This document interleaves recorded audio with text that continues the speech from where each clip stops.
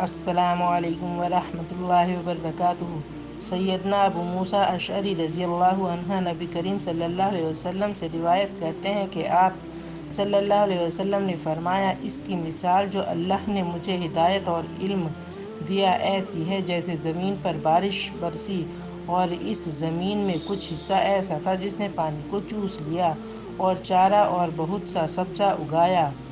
اور اس کا کچھ حصہ کڑا سخت تھا، اس نے پانی کو جمع رکھا۔ پھر اللہ تعالیٰ نے اس پانی سے لوگوں کو فائدہ پہنچایا کہ انہوں نے اس میں سے پیا، پلایا اور چرایا، اور اس کا کچھ حصہ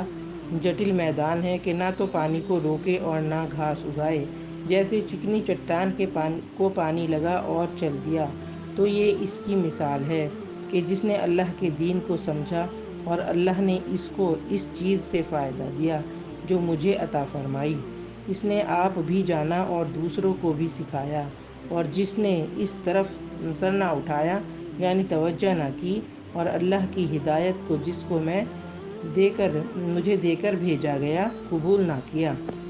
رسول اللہ صلی اللہ علیہ وسلم نے فرمایا کہ میری مثال اس شخص کی سی ہے جس نے آگ جلائی، جب اس کے گرد روشنی ہوئی تو اس میں کیڑے اور یہ جانور جو آگ میں ہیں گرنے لگے، اور وہ شخص ان کو روکنے لگا لیکن وہ نہ رکے اور اس میں گرنے لگے۔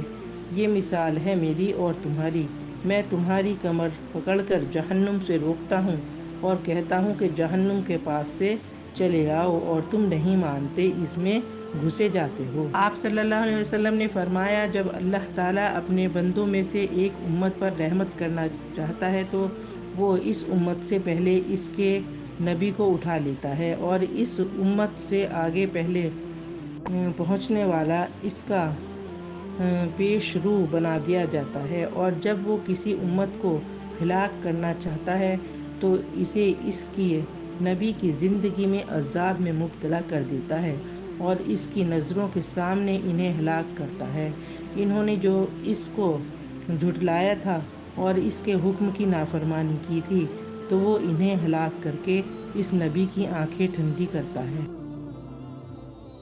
حدیث کو پھیلانا صدقہ جاریہ ہے۔ اے اللہ تعالیٰ تو ہمیں حدیث پر عمل کرنے کی توفیق عطا فرما، آمین یا رب العالمین۔